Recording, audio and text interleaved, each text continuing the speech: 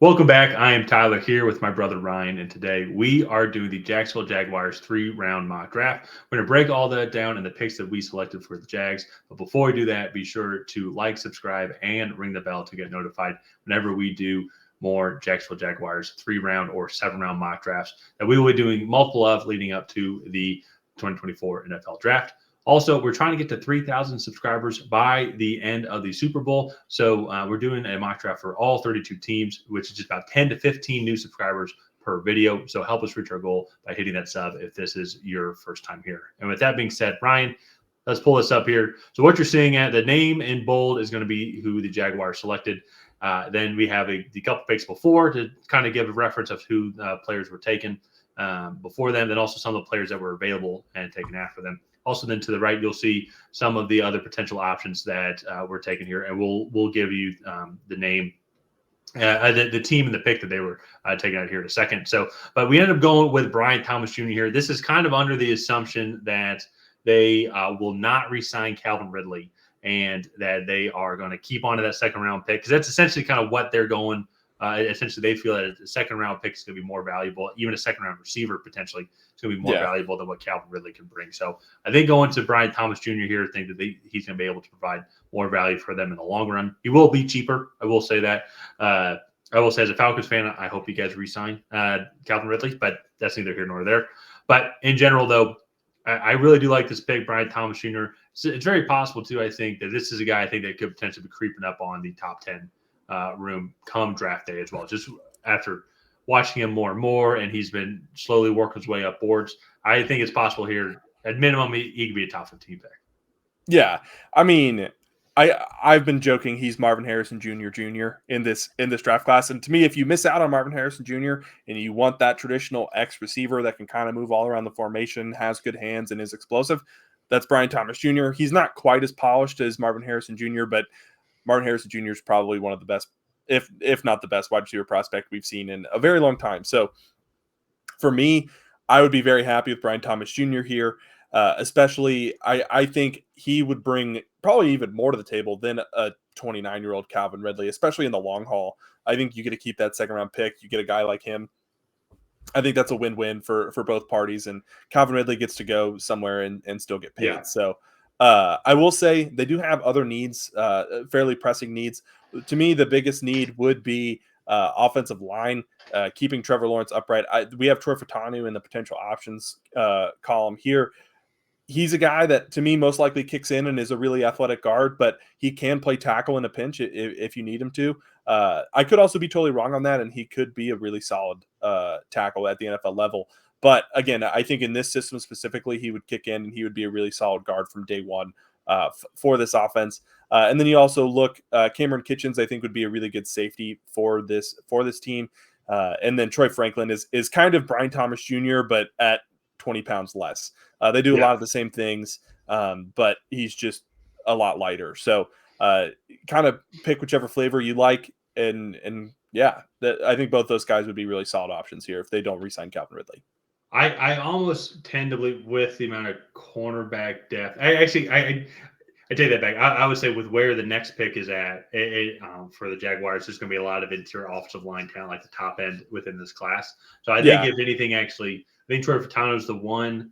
But I would say I don't think outside of him, because he is one of the few that I think could kick inside also and play guard. I don't think that they would go offensive line here in the first round because tackle position, they kind of have that covered with Cam Robinson, Walker Little. They drafted Anton Harrison last year. So I don't know if they would double dip in that and go in first round tackles back to back. But him potentially could be the only one. And so that's why I like his name being on here. But I think secondary is also probably the more likely option that they'll go if they don't go with the receiver option here. Kool-Aid McKinstry is still on the board. You can see that there. Cameron Kitchens in the safety taken a little bit later. I don't know how much I agree with Cameron Kitchens, just with Andre Cisco still being there, who I think is pretty decent. So we'll just have to see. Jags fans, definitely like hearing your guys' comments. Leave a comment here. Let us know what you thought of the first overall pick of this draft.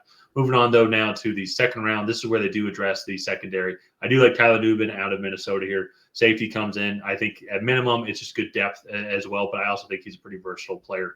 And so this is also a spot here as well. I could see interior offensive lineman. I could see potentially Cedric Van Pran coming off here. I could see who's the other guy? I'm blanking on it right now. The top center. If Jackson Powers Johnson falls a little bit, I could absolutely see him coming to Jacksonville because I think that they would love to have him there. So, what are some of the other thoughts that you feel for the Jags second round options? So one of the things with Cameron Kitchens that I really like, if they wanted to kind of go to a more traditional like too high safety look, I think Cameron Kitchens and Andre Cisco would work really well together. Tyler Nubin, kind of the same thing there. If they go to a too high safety where a little bit more of like the Vic Fangio shell style defense that everybody is kind of going to around the league, just kind of preventing the big play. I think this would be a fantastic pick. I do also have Kingsley Suamataia in the potential options pick, and he would just be, to me, a great swing tackle option.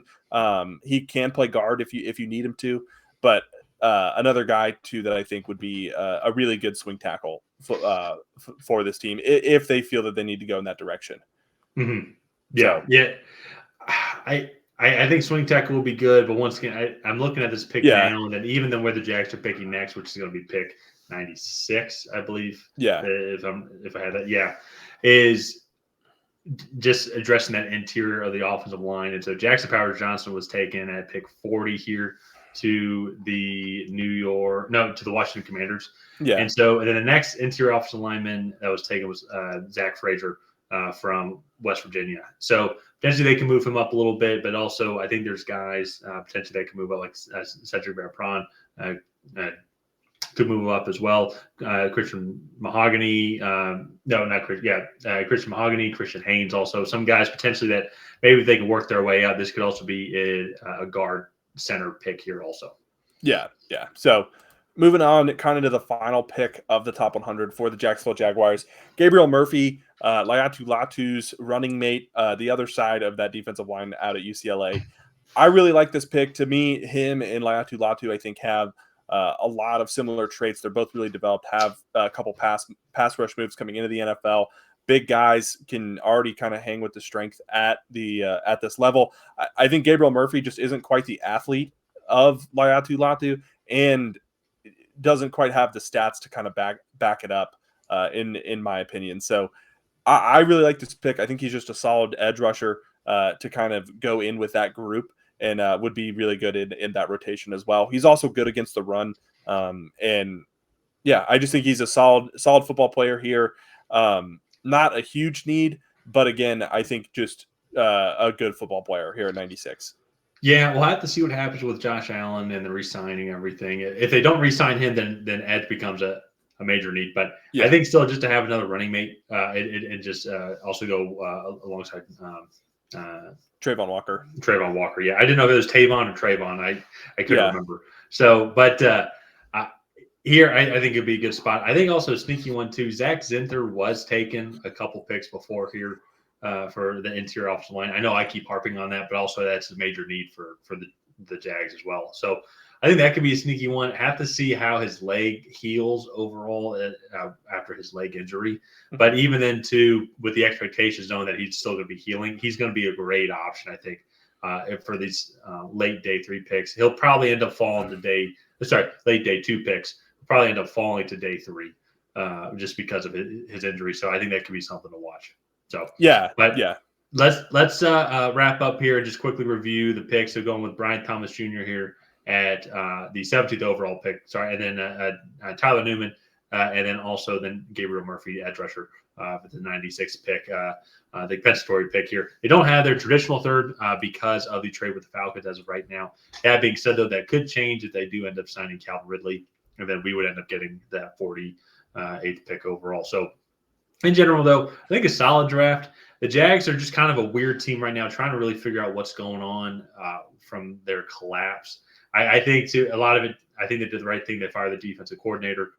So hopefully to see that progression moving on. And by the time the releasing of this video, which will be potentially, you guys would have signed a new defensive coordinator by then. So in general, though, a team with a lot of needs. Ryan, what's your final thoughts on the Jags here. Yeah, they're kind of in that like middle NFL limbo. One of the things that they do have over a lot of the other teams in this same stage is Trevor Lawrence, and they do have a true franchise quarterback, a guy that can has proven he can go out and win NFL games. And I think the best thing that they could do is, and obviously I think we kind of kept harping on it with that offensive, with talking about the offensive line, was just protect him and add weapons around him to make sure this offense is as explosive as possible. And yeah, I really like what we were able to do in this draft for them.